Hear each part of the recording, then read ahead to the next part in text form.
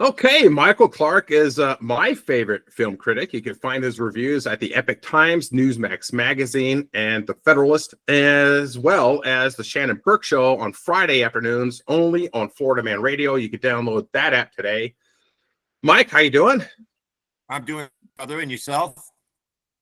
Not too bad. I understand you have an interesting article out about 10 remakes that are as good or better than the originals. And most people, when they think of Hollywood remakes, it's not good. People think, oh my God, why do they have to do a remake of such a classic movie? The original's the best. Or if it's a movie that's not that good, people are like, why are they doing a remake of a movie that sucked? So what are your thoughts on this? That's pretty much the same thing. And we have a couple of examples of that. We're going to do the 10 best, and then we're going to do the 10 worst. Oh, nice. So, my list does not have like 1 through 10. It's just as I thought of them, because it's kind of hard to pick it because they're so divergent in tone and genre. So, but let's give it a whirl and see how it works. The first one is called 12 Angry Men, which was from 1957. And it's the first feature from Sidney Lumet, who would go on to do a lot of work in the American New Wave, like Network and Dog Day Afternoon. One of my favorite directors ever. And Henry Fonda was the producer who had seen Lumet do a Broadway play, and decided he wanted him for this project. And the first movie is an actual adaptation of a play.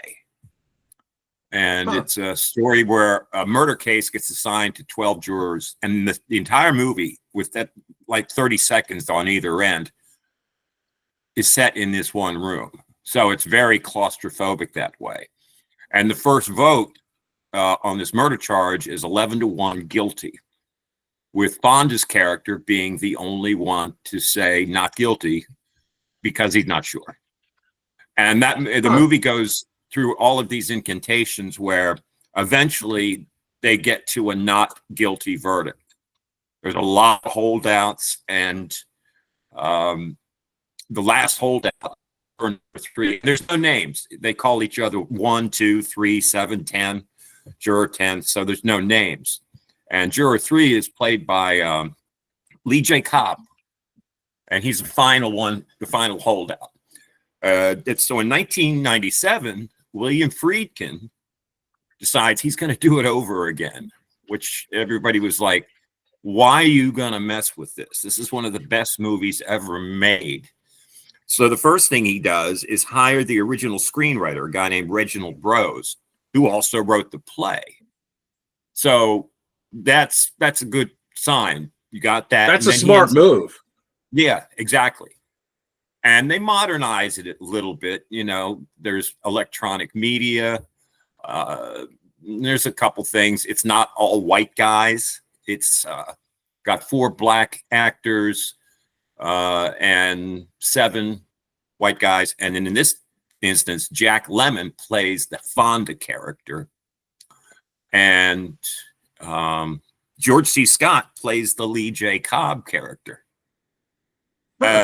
Interesting enough, Scott ended up playing Lieutenant Kinderman in the X sequel.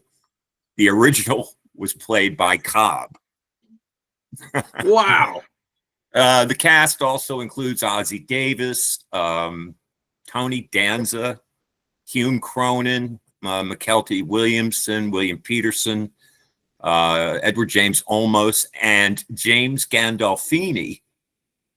2 years, right? This is 2 years before The Sopranos starts, and he sounds and talks just like Tony Soprano. So for that reason alone, you got to check it out, and it's on Amazon. That sounds really good. Yeah, and it doesn't try to reinvent the wheel. It just does it in a little bit more of a modern context for people who don't want to watch a 1957 black and white movie. So That's Wow. one where they're both excellent, and they're almost carbon copies. That's not this next one. The Magnificent Seven from 1960 Oh, is it's a retooling of a Japanese movie called Seven Samurai by yeah. Kurosawa. And in it, there's no swords. It's set as a period Western with another amazing cast with Yul Brynner, Steve McQueen, Robert Vaughn was in it as Great well. movie. And the premise is the same. There's a town that is under threat from all of these banditos or whatever, and they hire these guys to come in and protect them. And again, it's not better, it's different. You know, it's not in Japanese. It's a Western, and you know, Americans, English speaking movie fans are going to prefer it for that reason alone. Consequently, they ended up remaking it again. Yeah, which I wasn't a fan of it. Oh, I hated it. Even though it had Yeah. like Denzel was the Yul Brynner character, and Ethan Hawke was in it, among other people. The cast Yeah. was great, but they Great just cast, but just is a dud. yeah, stay far away from that. Now, the example of something that was completely horrible, in my opinion, was Ocean's 11 from 1960. And it starred Frank Sinatra and most of the Rat Pack. And Right. it was like, hey, let's get together and do this movie and, you know, shoot the shit. It's like a and have- shits and giggles movie, you know. Yeah, exactly. It's not a Yeah. really great heist movie. So Not at all. in 2001, Steven Soderbergh says, let's revamp this baby. And he brings in Clooney and Brad Pitt, Matt Damon, Julia Roberts, Andy Garcia, a whole bunch of other people. One of the Afflecks is in it, and Bernie Casey, is that his name? Bernie Mac was in it, and Bernie Mac, yeah, before he passed away, Elliot Gould. he was a great comedic actor. Oh, fantastic. And it's very stylish. It's very, you know, sleek. It's got a nice jazz score in the background.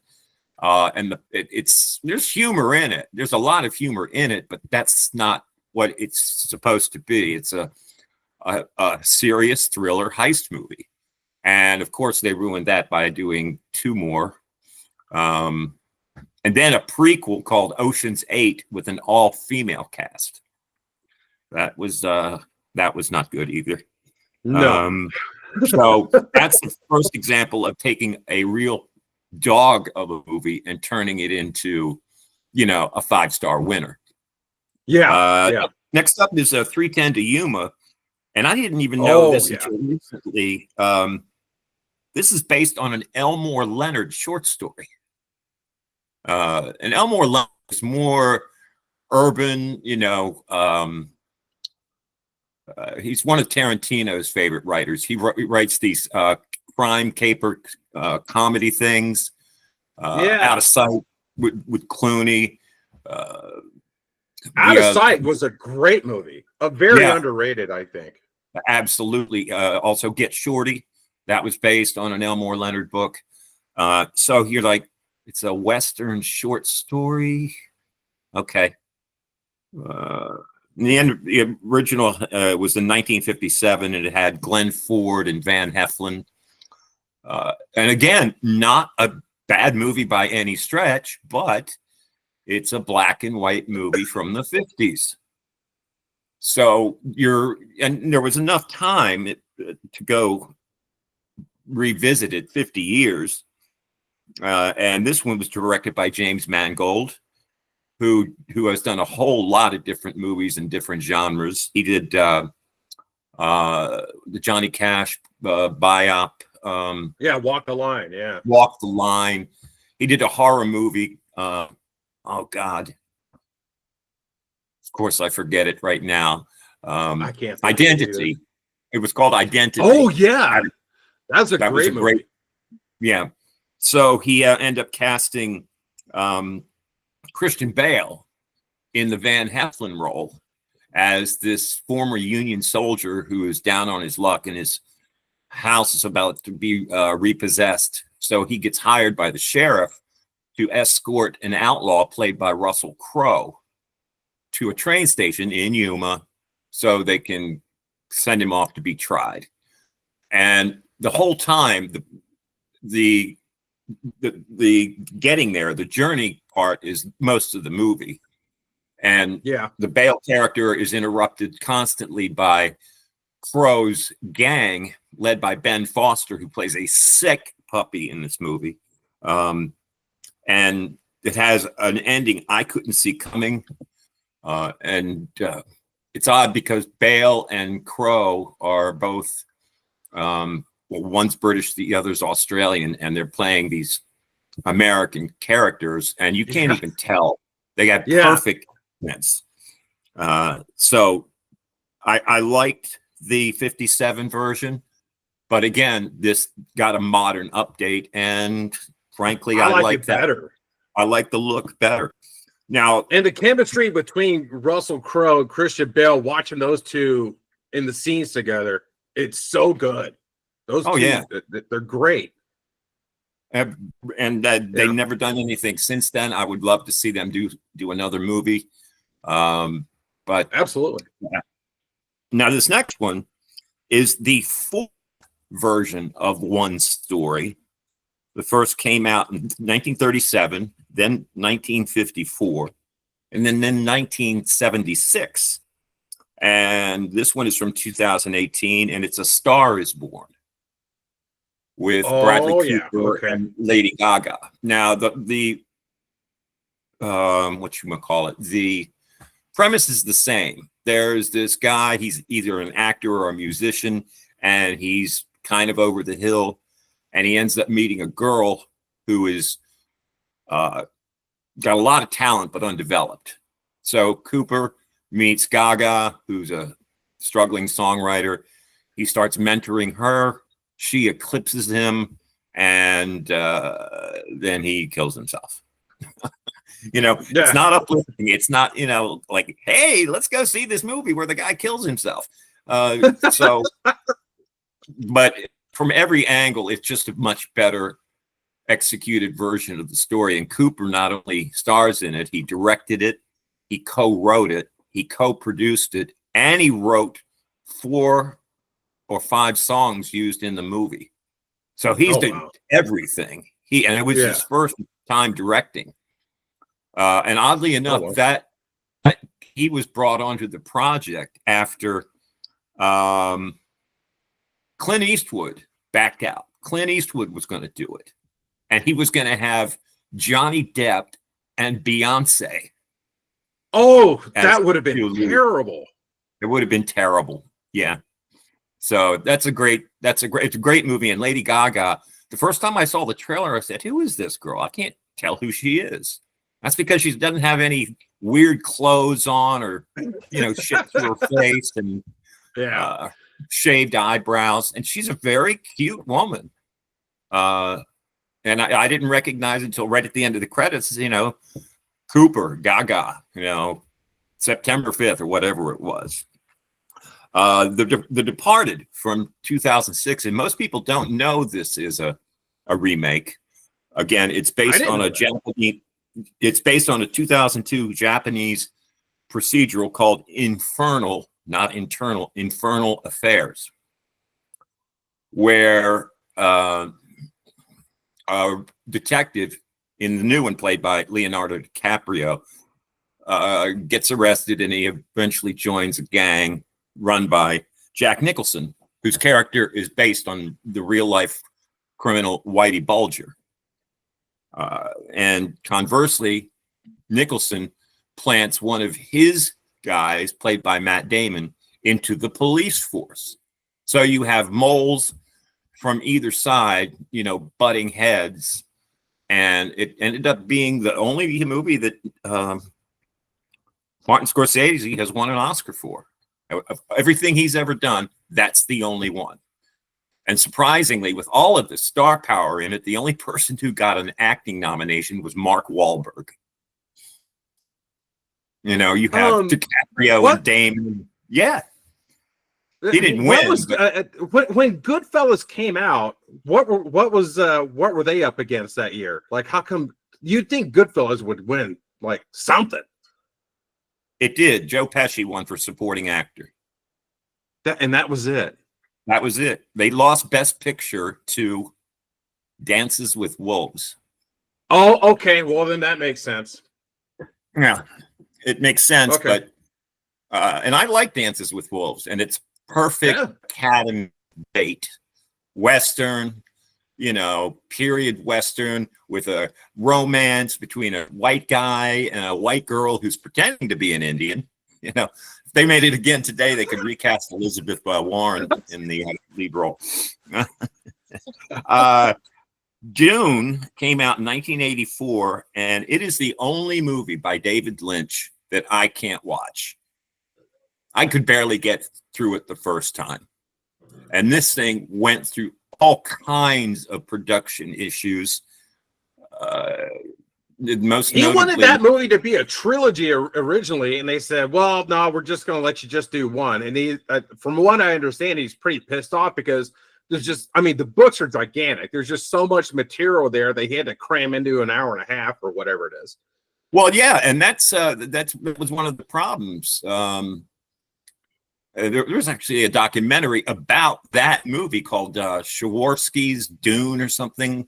Okay, I can't recall what it was, but it was somebody else who was going to try to do a remake in the early 2000s that never got off the ground.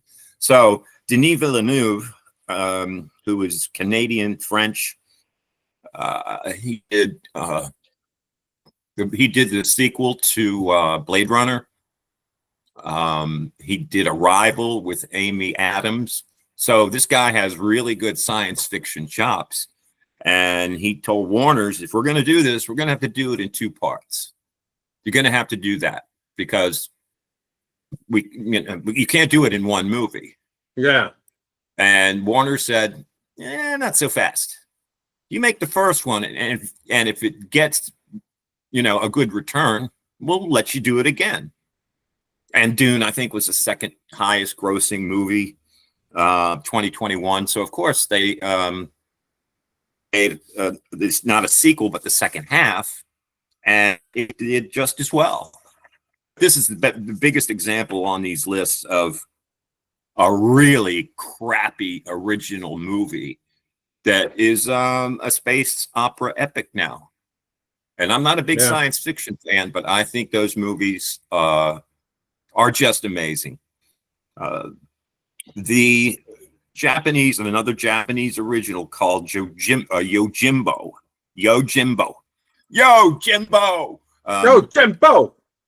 is from 1961, and it was adapted in 1964 as A Fistful of Dollars, which is the first. Wow. Yeah, it's first installment in the Man with No Name trilogy with Clint Eastwood starring in his first feature. He'd done a Western TV series for a while. Wagon Train. No, that's not. No, Rawhide. Yeah, it was Rawhide. And it co-starred Eli Wallach and can't remember the name of the. Thank you very much. And Clint Eastwood's character doesn't have a name. He has minimal dialogue, and that would end up becoming kind of his iconic symbol from that point forward. And the two sequels for A Fistful of Dollars and then A Few Dollars More. For A Few Dollars More is my favorite Western. Is it? That one's my favorite. Yeah, that's my favorite. My wife's favorite Western is Two Mules for Sister Sarah. I like that. I like that. I like that as well. Yeah, it's kind of got hard to go bad with Westerns. You don't have to, fancy them up too much. They got a basic framework, and you can go anywhere with it. Yeah. And it's been around forever. And there was a time there in the 70s or I should say 80s, where it went kind of out of favor. You'd get one or two a year, and maybe one of them was good. In the 2000s, they started coming back better. And it was really with Eastwood's Unforgiven in 92 that the genre itself kind of got a kickstart. Here's another one that I got some flack for. The original came out in 1933, and it was based on an 1897 H.G. Wells novel called The Invisible Man. And this 33 version has a lot of fans, but it's very cheesy and dated, and it's got these really bad effects, which were probably state of the art at the time. Mhm. But, you know, it just doesn't hold up. And in 2000, Lee Wanell, who is a horror director of some report, cast Elizabeth Moss as the ex-girlfriend who is being stalked by her wackadoodle scientist ex-boyfriend, who's played by Oliver Jackson Cohen. And rather than have the Invisible Man, you know, walking around with sheets and gauze around him with a hat and glasses, you can't see him. And the camera work is done to a way where rather than show Moss in center frame, she's to the left or to the right of the frame, you know, insinuating that, yeah, he's in the room with her. So Right. he starts stalking her and her family and her attempts to get her career going. And it's just, you just want to throttle this guy. And I don't want to tell anybody how it ends, but she does equalize him in the end in a most ingenious way. And this was the last movie to be released in 2020 before COVID. And Wow. it kind of started, yeah, it came out 3 weeks before the theaters shuttered. And for those 3 weeks, it was #1 at the box office. It ended up doing like close to 80 or 90 million dollars in those 3 weeks. And it was the first run movie that Hollywood made available for streaming. Like a month after it came out, you could watch it online. And that model pretty much continued through the entirety of COVID. And now it's pretty much standard. It's kind of a staple now.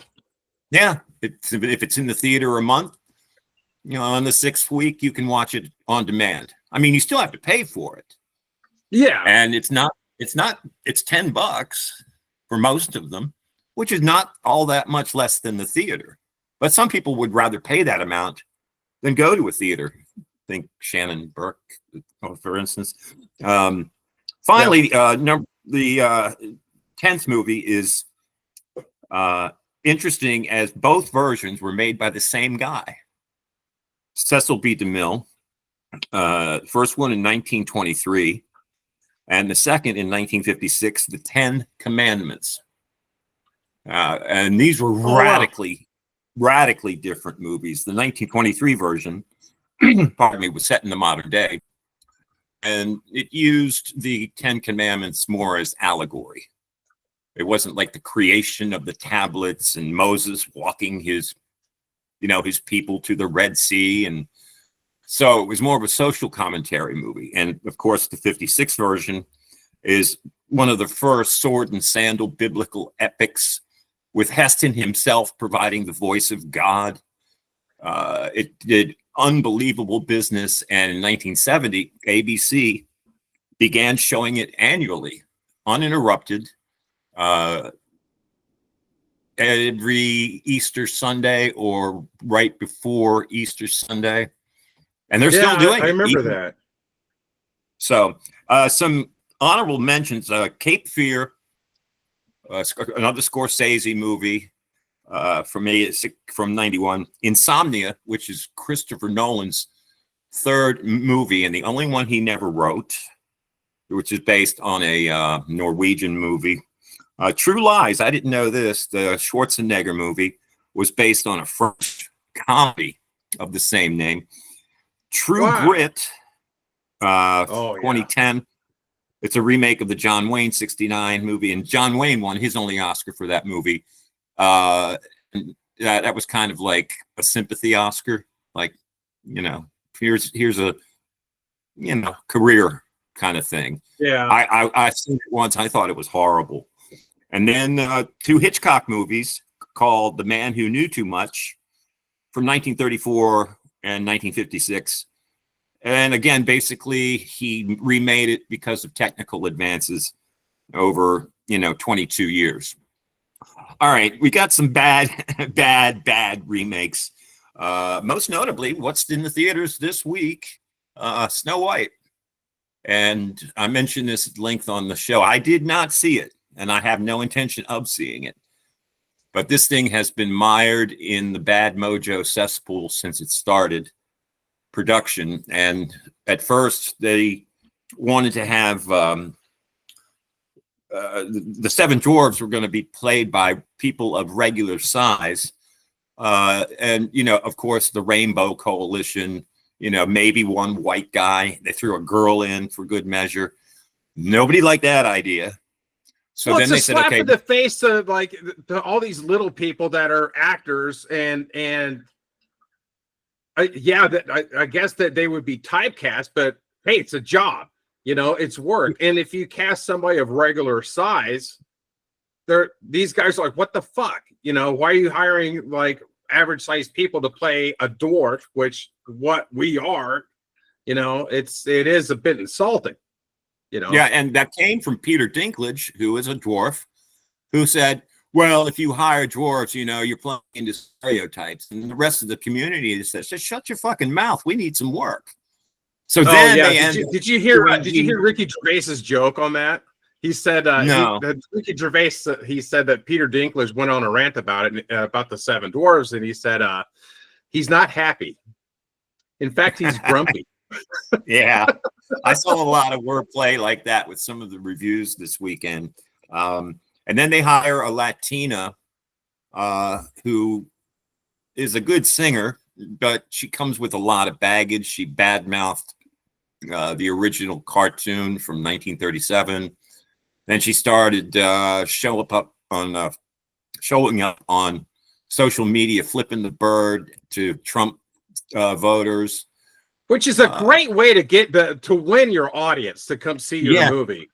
Exactly. And I wish that people just keep your mouth shut and be like, you know, go check it out. It's out this weekend, blah, blah, blah, and just kind of leave it at that. But one of the problems I have with this actress is not only what you just mentioned, but she's not Caucasian. Snow White is called Snow White because the color of her skin. She's pale.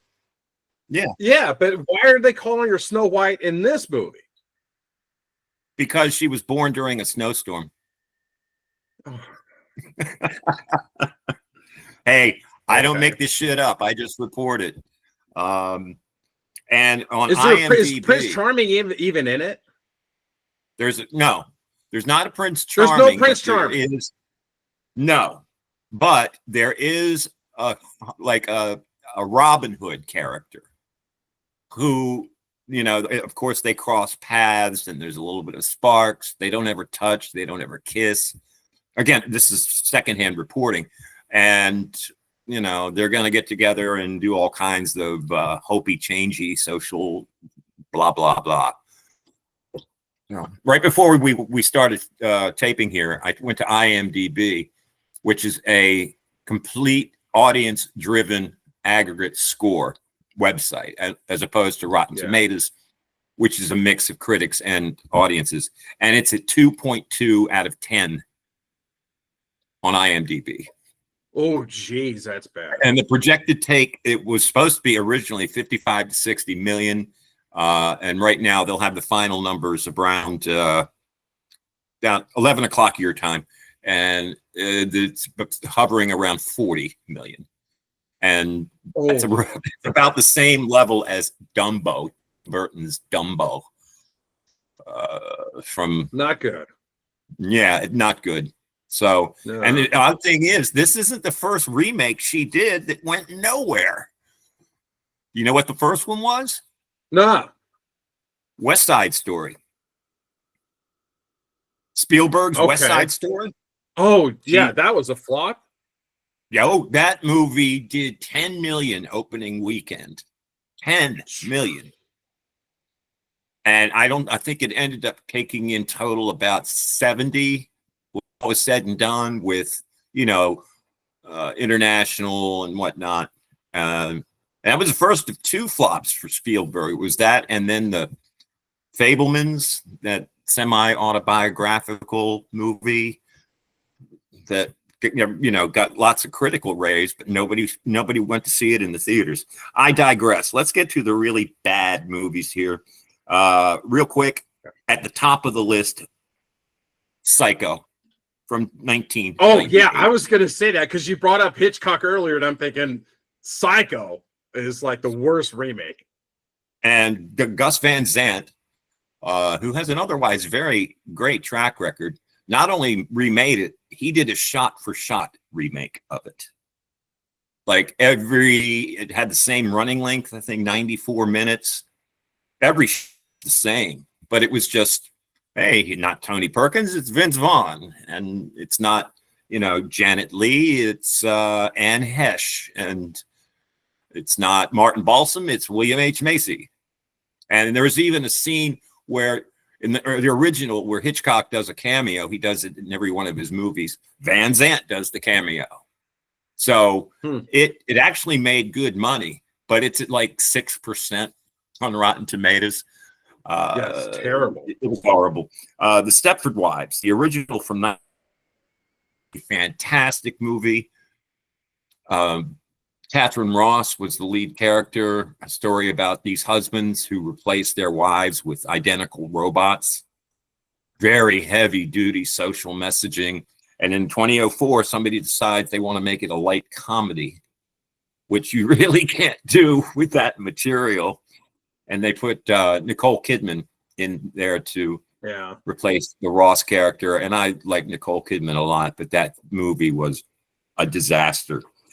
The Planet of the Apes, another Tim Burton movie from 2001, where Mark Wahlberg played the Charlton Heston character. Movie.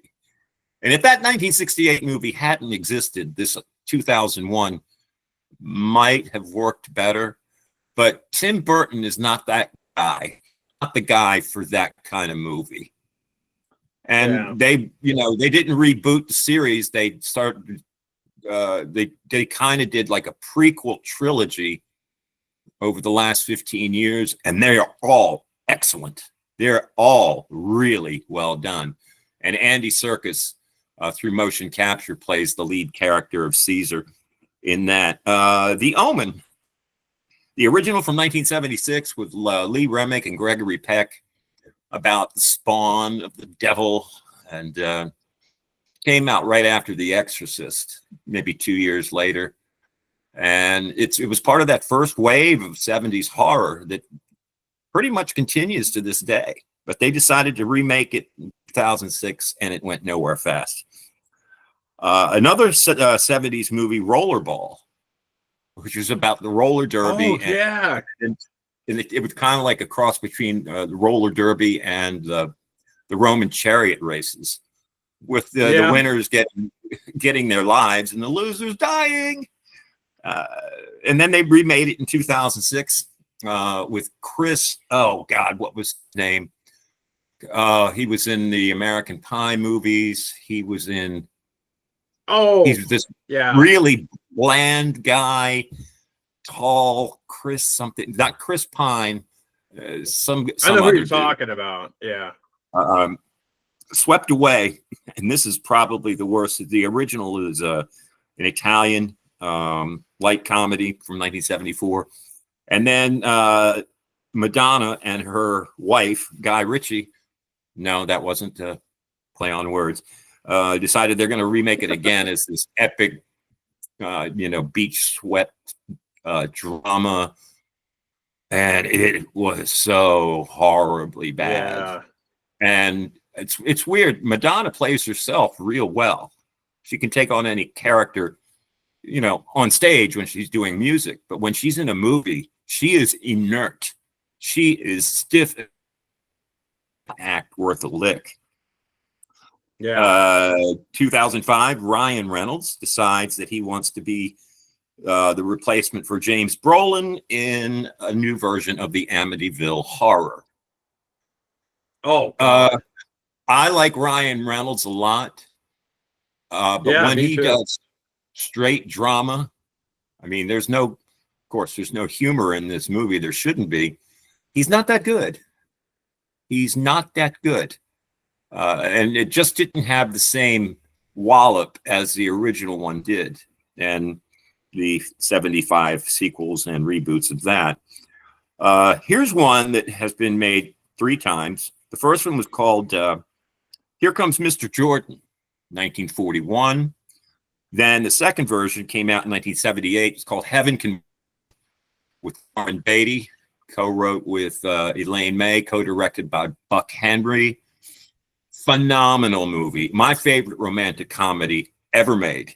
And it gave him enough power so he could make Reds 2 years later, a 3-hour depressing movie about a dead American communist. So in 2001, Chris Rock decides he wants to redo it, and it's called Down to Earth.